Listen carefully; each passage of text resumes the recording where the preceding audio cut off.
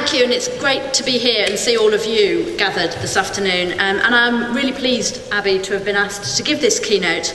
I should start by saying I feel I'm speaking with all of my hats on and none of them. So this isn't an official broadcast from the City Council or from either of the galleries that I run.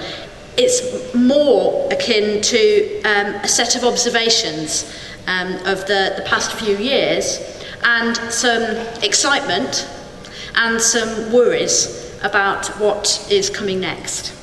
Yeah, I'll take questions at the end. I'm going to try and keep it to about 20 minutes.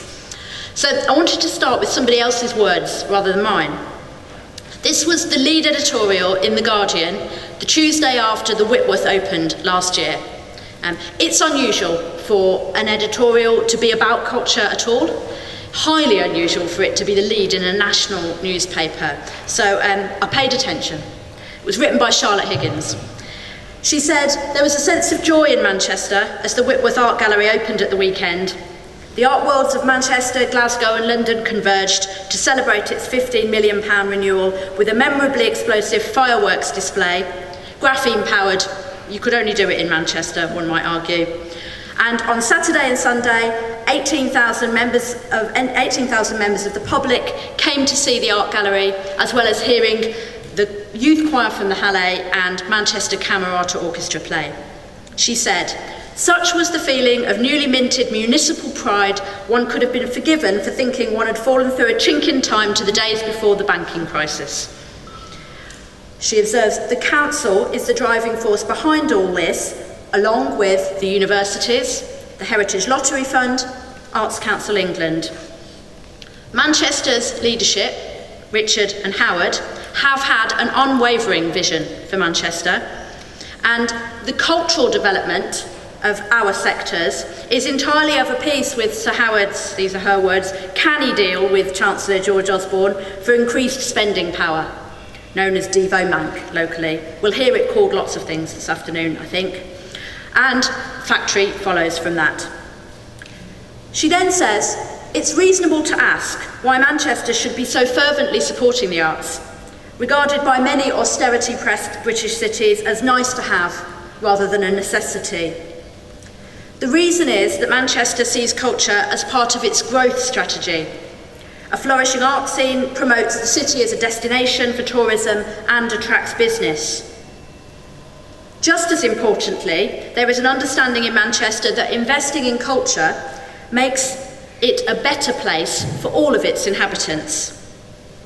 So, with organisations that work across a range of projects from dementia care to stroke recovery to learning for young people, early intervention with complex families, the view in Manchester is not that cultural organisations divert cash from society's most pressing problems, but they are the bodies best placed to help.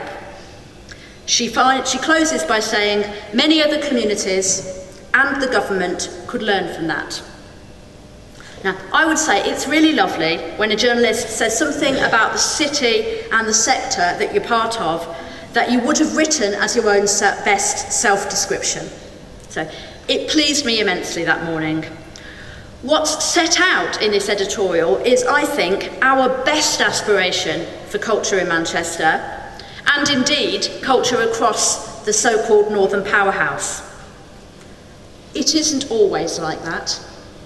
We all know that that's describing our best days, not our everyday. But if a sceptical journalist can see what we're doing in the city and read off the recent manifestations of cultural activity, such a positive view, then something is going right. So I wanted to start this afternoon's proceedings from a position of optimism.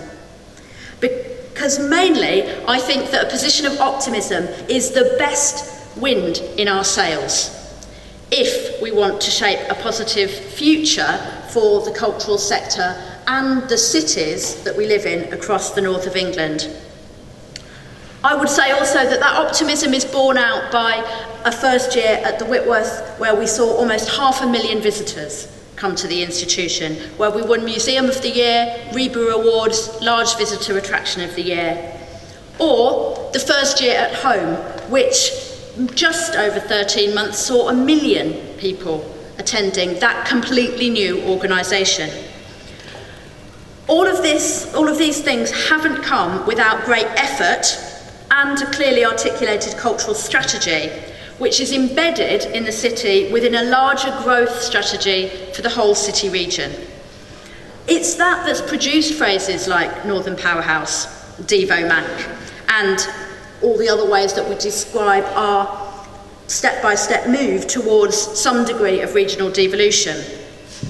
And it is true to say, however much we might still wish for more investment in the cultural sector, that cultural activity has been intrinsic to the arguments that have been made about Manchester's growth and expansion, the city region's growth and expansion, and the framing of Northern Powerhouse.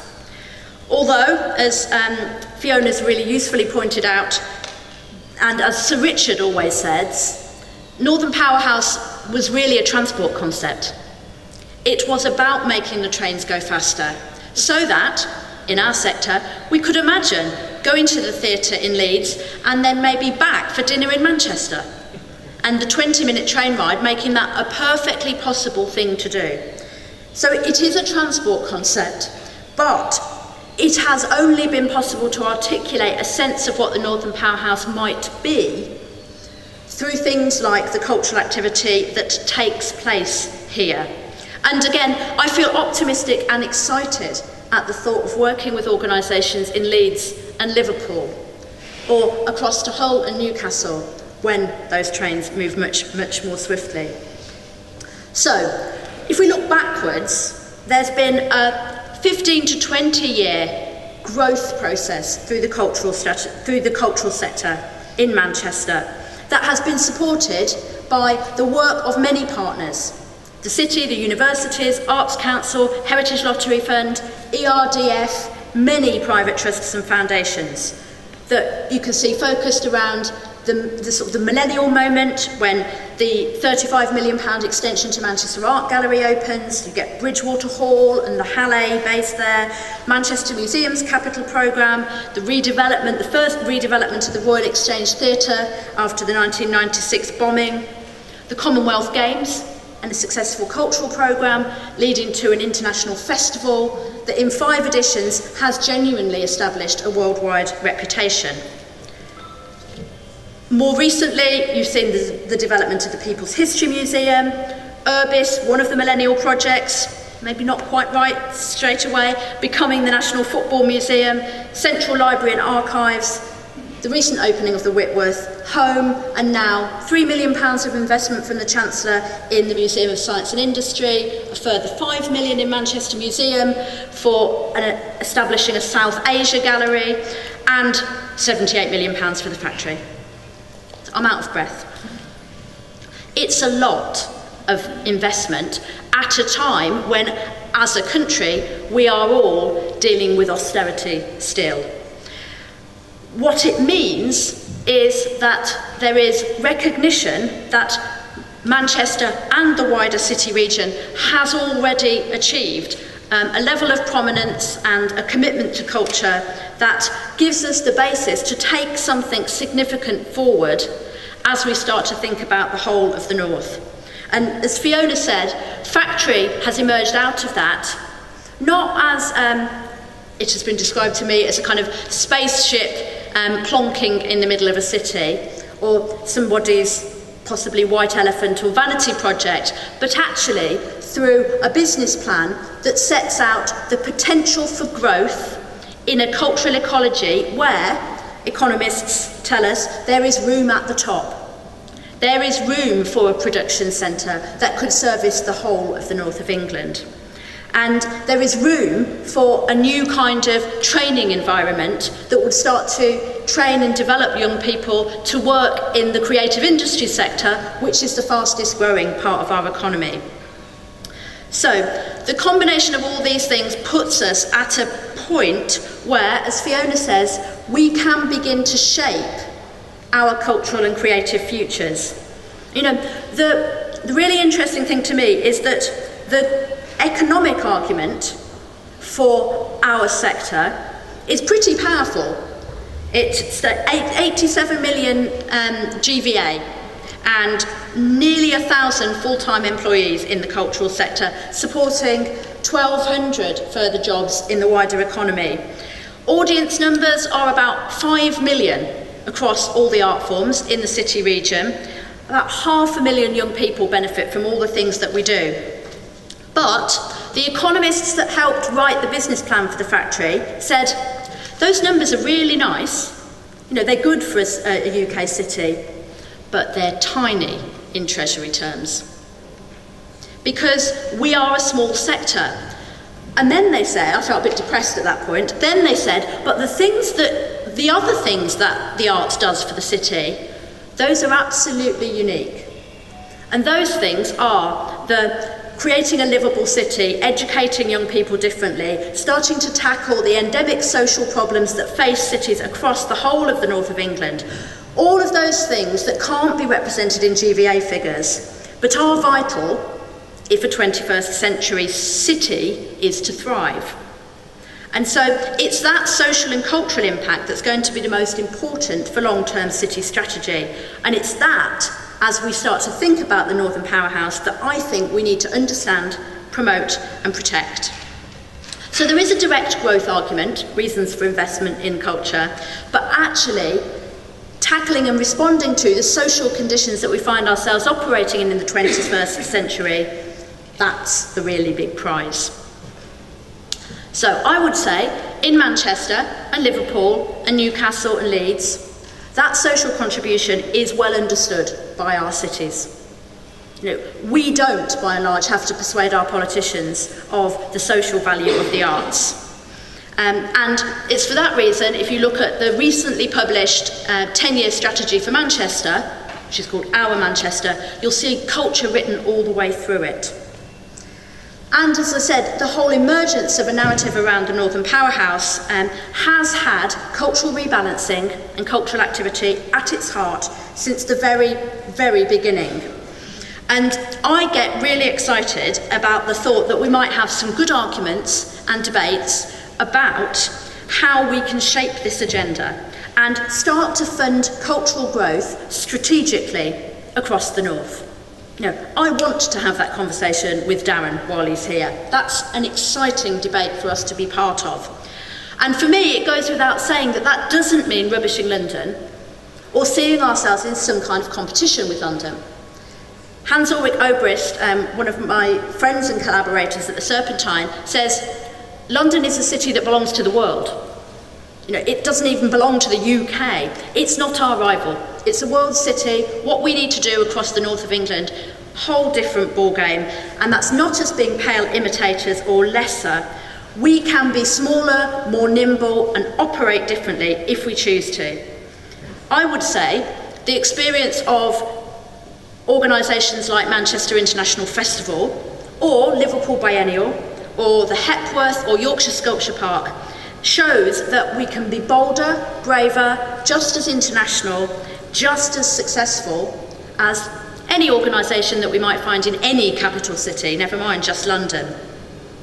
And I would say whether you feel sceptical about the factory or whether you welcome it with open arms, it seems to me a no-brainer that we should be engaging with and welcoming an organisation that is going to produce new work that might be the future of many art forms. And if we could make that happen across the north of England, we will need a series of partnerships and alliances with organisations from the north, from the rest of the UK, and from all over the world.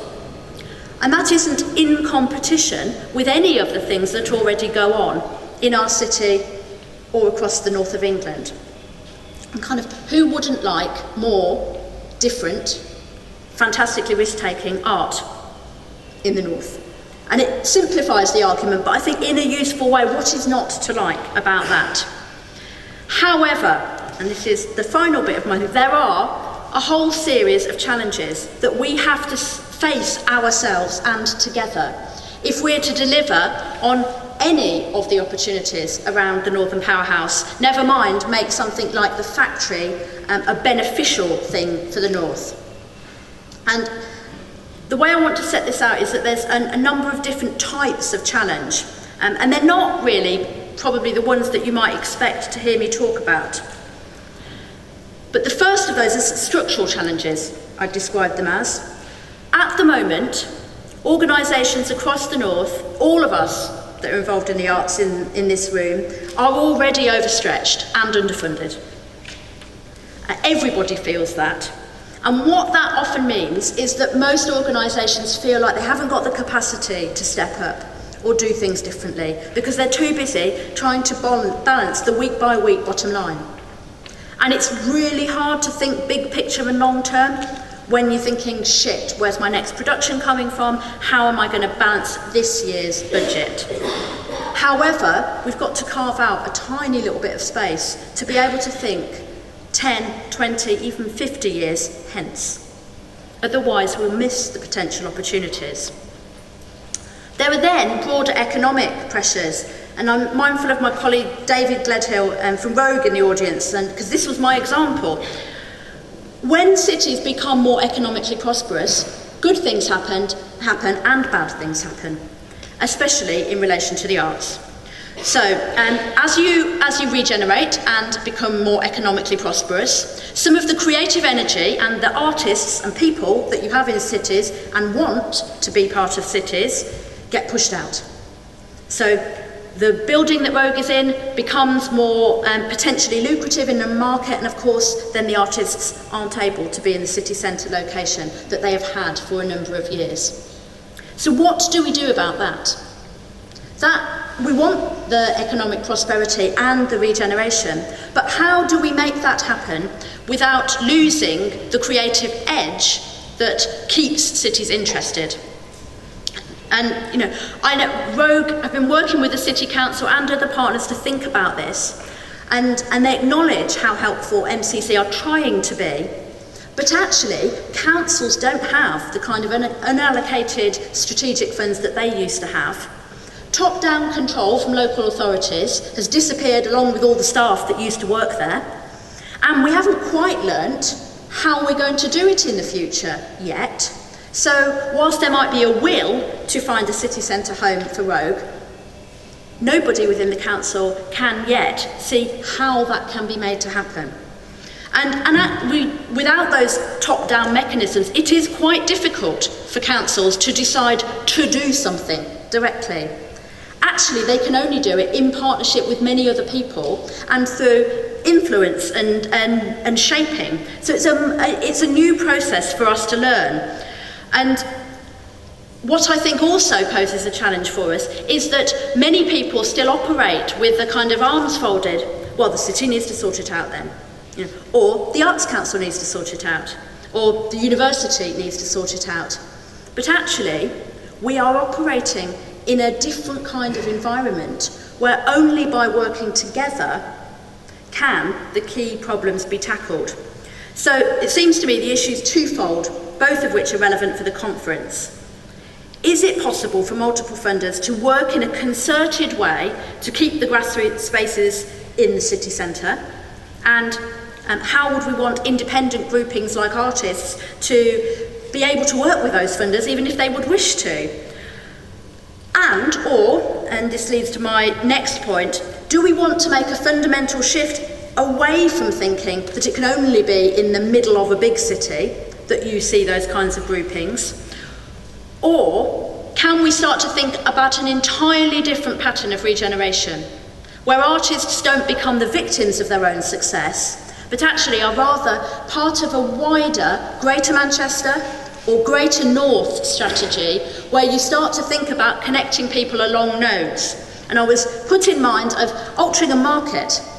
Nobody would have predicted that that was going to be as successful as it is. And how it came together was a very organic process.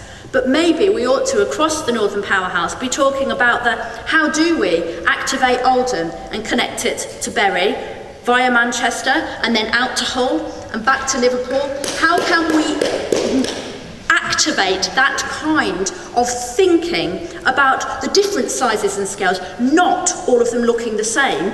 In fact, it all premised on them looking the different thing that they need to be. I'm glad of the applause. I don't know the answer, because actually my larger point is this is a new environment to work in. And this is my closing point, we've got to learn how to work differently and think differently. So thinking in an agile, organic way across a multiple of local authorities, even across Greater Manchester, what's that going to look like? That's new work for everybody that's involved. It'd be a huge shift. Within arts organisations, we are broadly used to working as single organisations with a single board, with a chair of a board, controlling the destiny of their own single organisation. Maybe not so useful in this distributed, networked scenario that I'm describing, but there's massive organisational change required if people are to begin to think altruistically. And I've talked on a couple of platforms in the last 2 years where I've talked about wanting a cultural policy that is about cultural altruism and cultural democracy. But actually when push comes to shove, people tend to retract back to, but I need to do this because this is what my audience need. I need that bit of money. Here I do have some glimmers of hope, if not answers. Very recently, the Arts Council gave a massive grant to a project that my organisations are involved in, called the New North and South. It's through the Ambition for Excellence Fund, and it is across Liverpool, Manchester, Leeds, Lahore, Karachi, Dakar, Colombo, Mumbai and Goa. Good. Made me enormously happy that we were able to bid for and then win £750,000 to allow us to build a network that is actually about redistributing at a global level, because however hard-pressed we feel here in the north, we have a lot compared to Dhaka in Bangladesh. And I want to see a global rebalancing, never mind a north-south rebalancing going on. But the most interesting thing about that programme of work for me is that in learning how to work across those organisations and cities and countries and continents, we will learn something even more valuable about how we might start to think about a bigger picture for the North or a different picture for the UK. So we need more creative altruism, and we've got to actively attempt to cultivate that. And what underpins that is there's got to be less suspicion and more honesty in the ways we do all of our business, in our conversations with funders, with city councils and with each other. The disagreements and fears need to happen in the room, not out in the bar afterwards or in the toilet or in grumpy emails that follow up engagements. We've got to try and surface the tensions so that we can start to work in the interest of a bigger vision around the culture that we want in the North. So it will be about starting to really do things differently if we're to live up to that lovely rosy picture that Charlotte Higgins managed to see during a nice weekend in Manchester when we were opening a new building.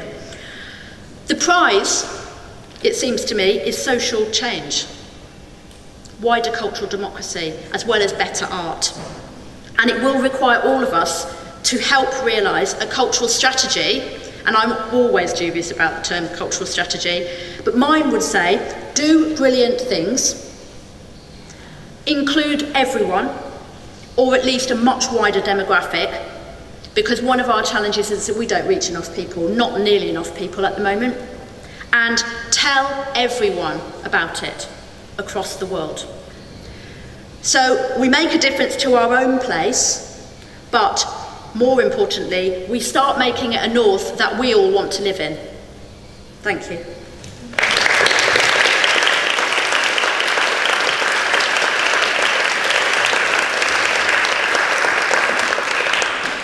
I'm happy to take questions.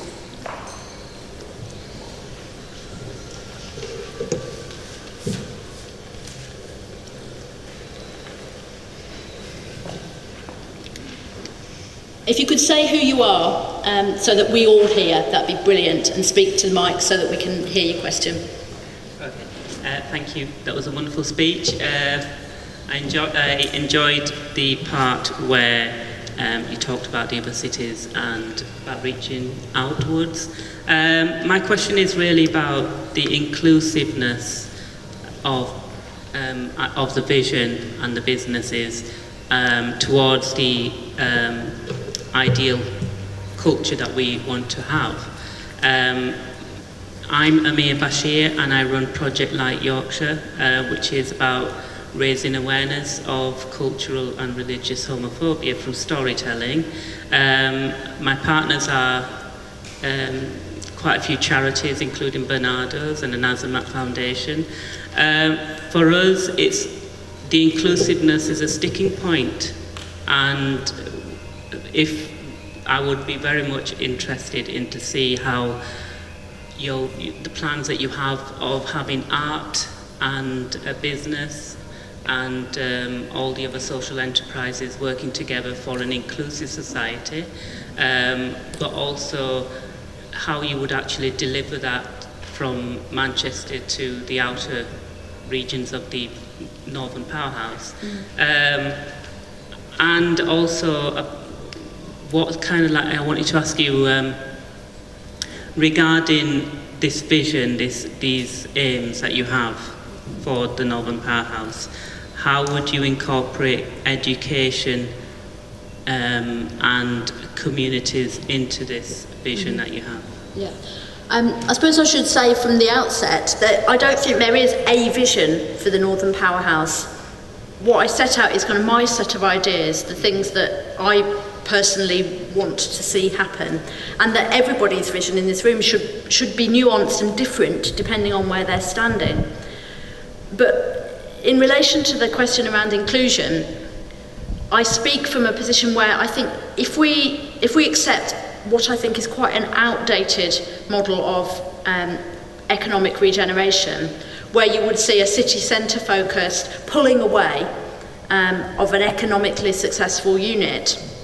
Experience the world over just teaches us that what comes back to bite any success like that are exactly the kind of issues around inclusion that you point to. It's not a livable city to have extreme economic success and extreme social deprivation practically cheek by jowl. And we've practiced that broken model over and over again across the world. And one of the things that I find most heartening about the work that a very wide range of colleagues have done around shaping the Manchester strategy at the moment is that their vision is for a livable city. And I'm really interested in sort of let's stay medium-sized. Let's not get too big or too prosperous. I don't want the kind of the landscape of Manchester to be populated by high-priced towers of rich apartments only, because that's not the city that I want to live in, and it isn't one that is socially and economically successful. So we've got to start evolving pretty rapidly models at large and small scale of what livability looks like, and issues around inclusion or what a living wage is, and how we as a city commit to paying it, how we commit to growing our own kind of micro businesses through to large enterprises. All of those things have got to be addressed. Otherwise, we'll remain in a society where there are a very small number of haves and far too many have-nots. And I think it starts by the kinds of conversations that have generated the Our Manchester strategy, where you had everyone from faith leaders to community leaders to private funders and property developers alongside City Council. And those alliances are new to most of us, but they're going to be essential. Regarding Manchester and Leeds, I know the community that I come from, which is Bradford. Bradford has got bad transport links with Manchester, but also the city centre itself is kind of like stagnating in its own growth. Because Bradford is not actually part of the Northern Powerhouse, but if in the future it did, how would you actually help Bradford to, or places like Oldham, start growing? I want to challenge, why is Bradford not part of the Northern Powerhouse? Kind of who says? Does Bradford say? Or who? I think those things are for us to define. And Oldham certainly is, because, you know, all of the total chaos in transport systems around Manchester just now are because of building trams that reach further across Greater Manchester. And, you know, I'm willing to put up with not being able to get across the city at the moment, because I can see it's going to be bloody marvellous when it's all done. And there will be greater connectivity, and then we will be able to operate differently. So I think it's down to all of us to commit to, do we want to work on this? Is it a useful concept for us? How are we going to shape it? I'd like to challenge anybody that's already decided at some meeting that none of us were at, who's in and who's out. Yeah.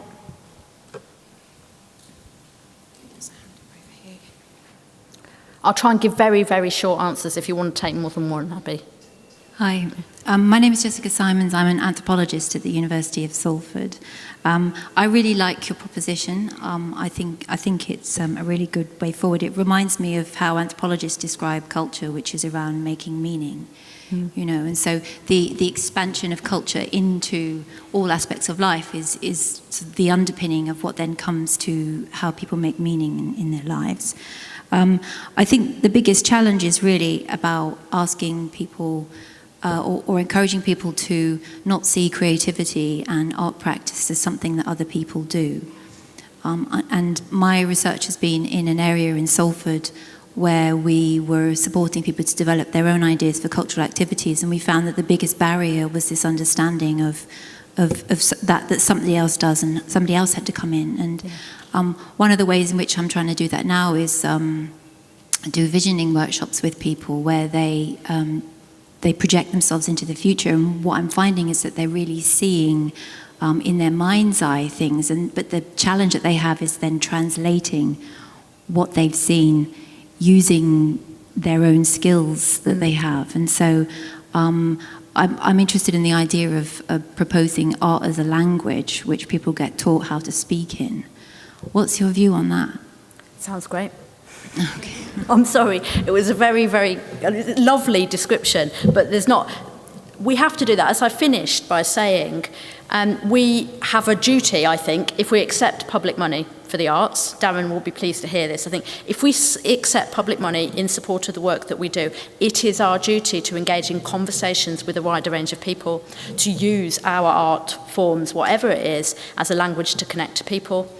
Not all art has to do that, but if you take the public money, when the Arts Council's stated objectives are great art for everyone, you've got to connect. And so we need to learn from the kind of research that you're doing about how to do that better. I absolutely believe that. I'm aware that people need to go, so we can maybe ask people to take questions to the next panel. Yeah. I know you can't hear me. So Maria, can you ask people to thank you? No, thank you for listening. And thank you. Abby will move on to the panel, and all of the questions that are still waiting can perhaps be posed to them. But thank you, everybody.